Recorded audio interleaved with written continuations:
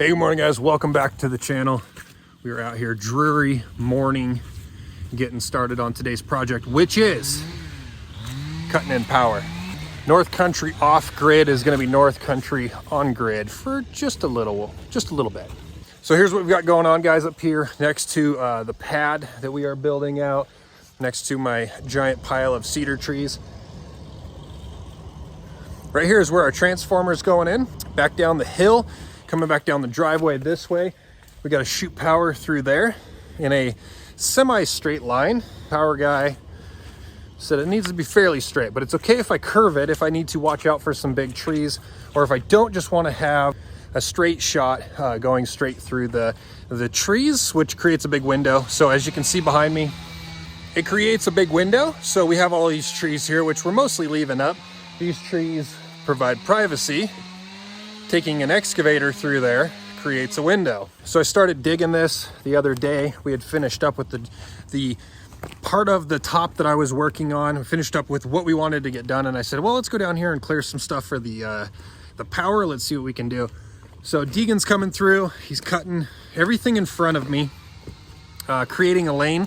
So all I have to do is bring the excavator in, take down anything that's in the way, pull up every stump that's in the way, and make my way through here. The nice thing about it, and I probably shouldn't say it out loud, but I'm gonna say it anyway. Other than roots, it's like digging in the sand over here. This has been extremely easy digging. So our power is going out to the road. We got a telephone pole that's across the road. We had a couple options on how we wanted to get to that power. So they can either tunnel underneath the road and then connect to that power line, or it was $1,000 cheaper for us to put our own power pole in on our side.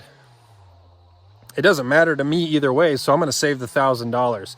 So we have to clear an area right out there so they can stick another power pole in on our side.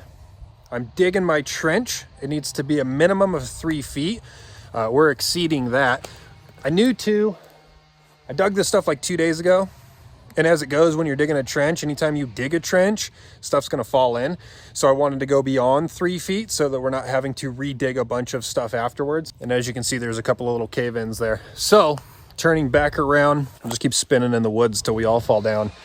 You can see we're not completely straight. It's gonna have a slight curve up to where we're going, which is exactly what I want. And then also I didn't have to cut down any significant trees. There's some big trees back in here. I don't want to have to take them down just to run power through here. So we luckily have a fairly clear path, just cutting down some little ones. So total run, 250 feet is what we're doing. We have to kind of do this in stages for a couple of reasons. And I'll do a breakdown later for you guys in another video of what the whole thing costs just for the power section. But there's a company up here that allows you to take their entire spool of conduit, bring it up on the job site, use what you need, and then return it and pay for what you used. Well, that conduit is out right now. Someone else is using it. So we're waiting for them to call us, which is supposed to be later today. So I probably won't get it later today. I probably won't get it till tomorrow. So we're going to trench in here, but we have to go across the road. But I got to take the spool up above, so I can't trench the road yet. So all we're doing today is making it to the road. So we're gonna trench in here and stop right at the road. And then tomorrow, when we have the spool here, we will finish our trench across the road to our transformer location. Deegan's over cleaning up a few trees. We've got to change the angle of our driveway just a little bit. We actually got to go right through there. So where those little trees are at, he's gonna be felling those next. We're gonna be pushing that out and then widen out what would be the driveway, basically. Deegan's working on that. Callie's over on the burn pile, burning up the rest of it, which is awesome. That thing's gonna be done today, and we're not gonna add to it. We're gonna keep it open. Came in the other day to check on stuff, found a herd of elk in here hanging out on the property.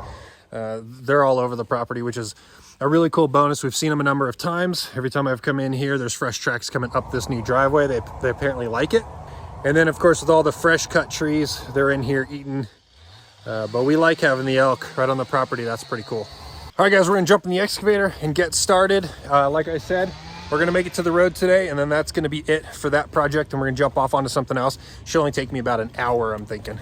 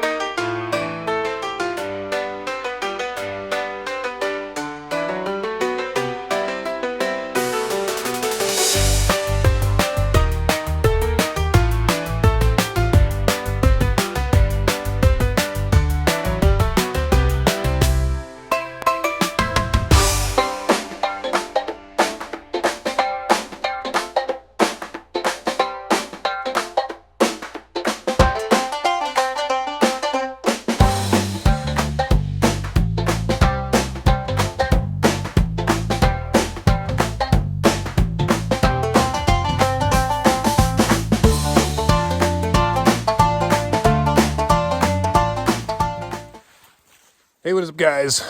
Day 2 of the power install. And it looks like I'm gonna have to correct my trench a little bit. You can see behind me, trench is nice and straight for the most part. And then we got to turn a bit right here.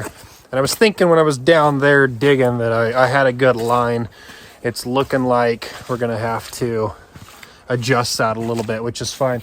So I left the driveway untouched, so I didn't have a trench across it. I was hoping to be able to drive the big spool of 3-inch conduit up onto my pad, and then I'll run it all downhill where it'd be nice and easy.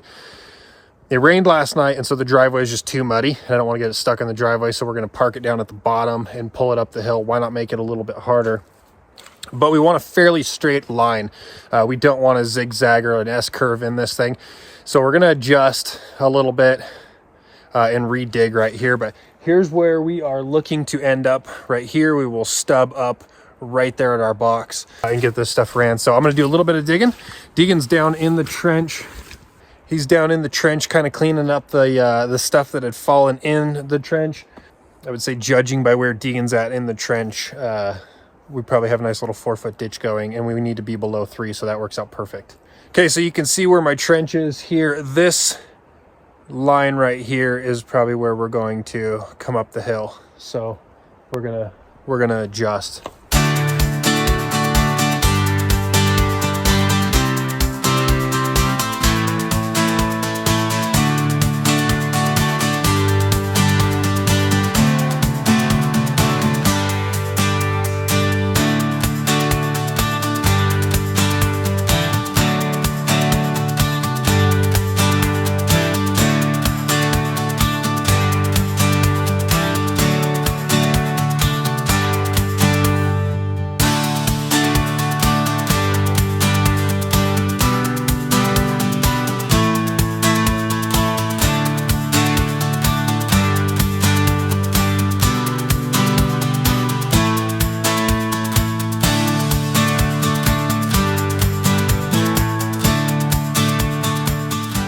We got her. That sucked.